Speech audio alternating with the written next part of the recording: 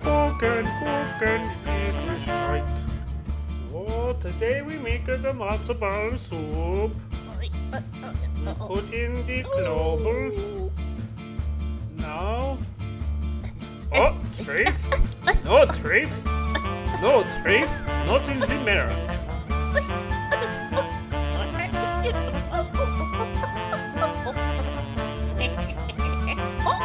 Now add the carrot. The carrot tried to run away. Into the marak. So many vegetables. Trafe, no. Okay, we put the onion. Onion, go in the pot.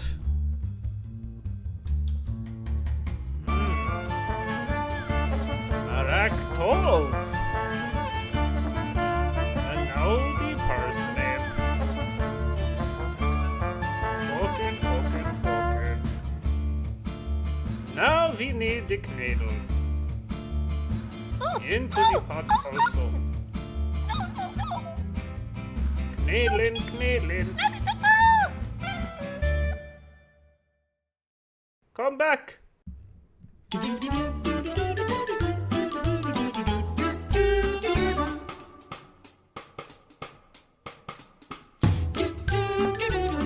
Nishtanah.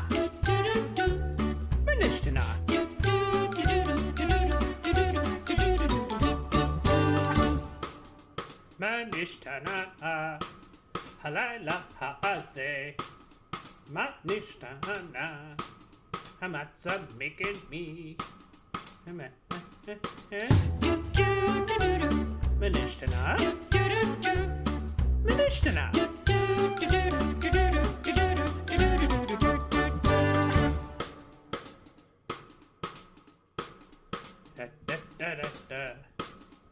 Coming out of Mitzrayim.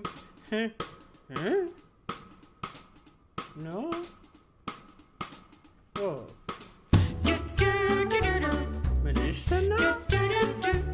Nishtanah.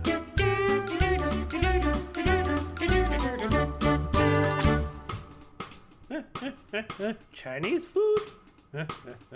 What? Oh, winter time.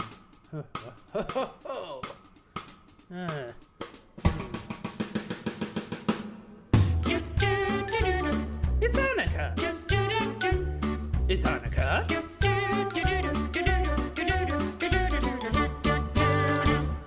It's Hanukkah.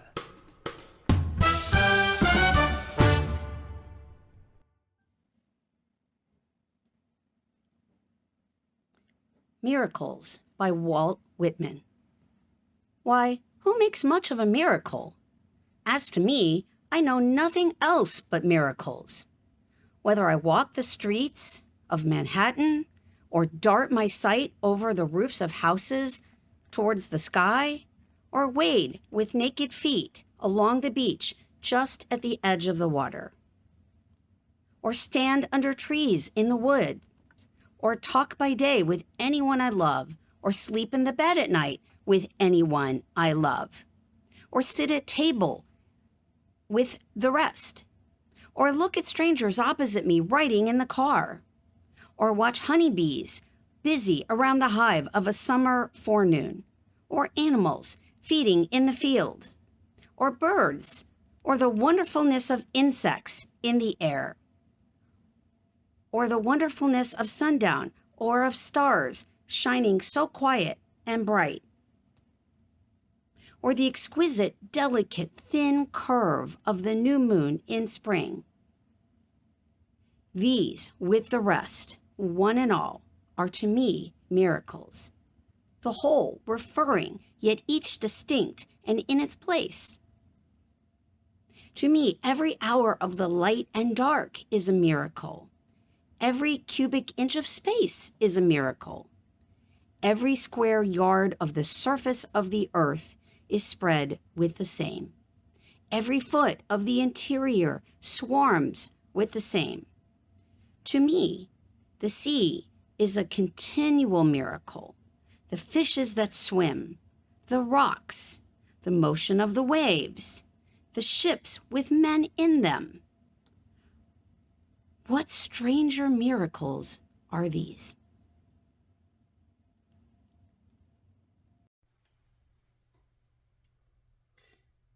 The good folks at darksky.org would like you to learn about light pollution.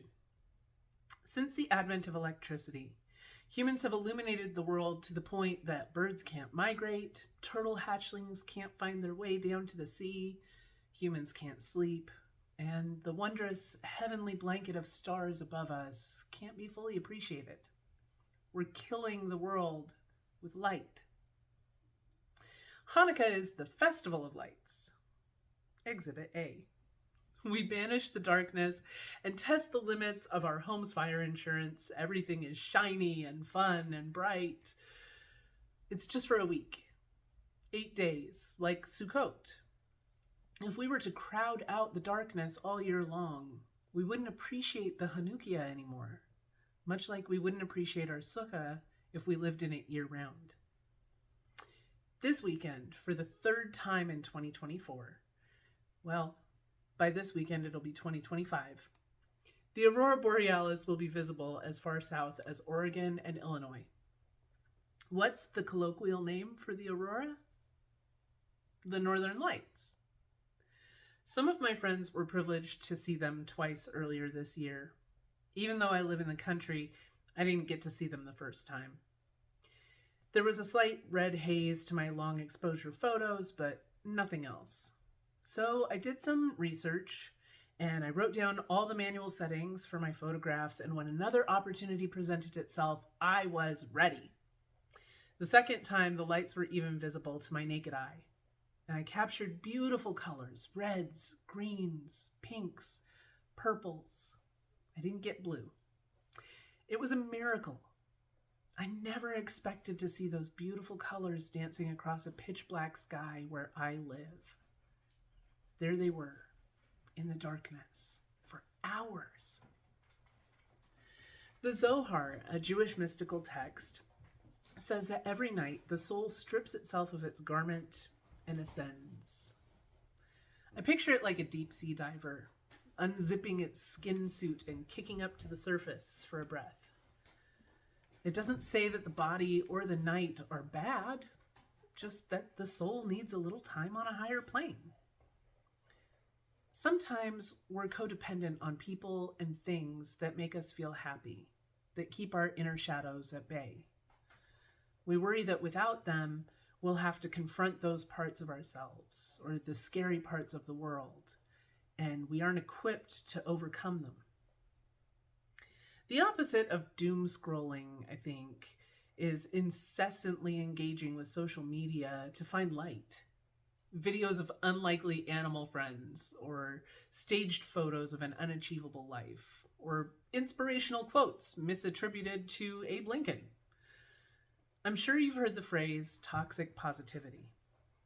It's emotional light pollution.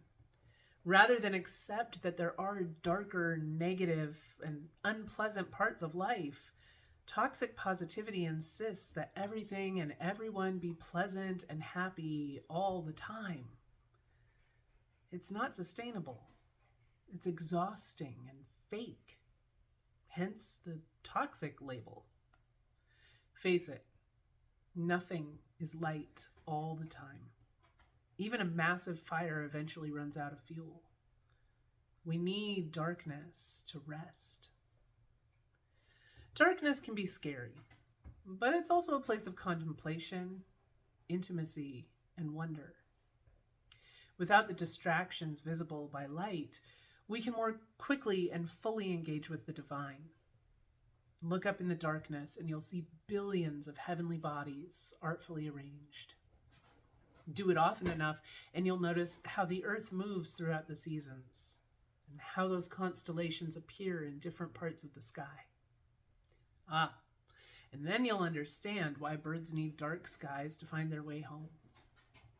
The dark is full of miracles, like tiny turtles touching a wave for the first time.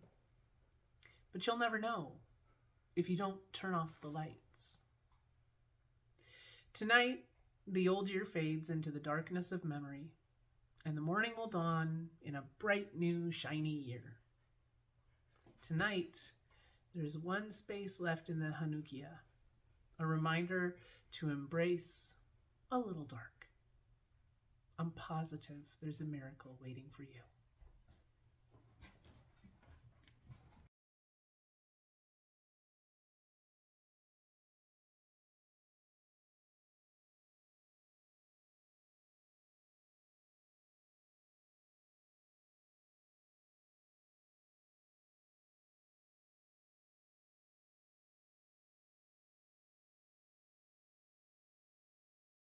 Go over because it's Matzo Ball Soup, so we need the Matzo Ball.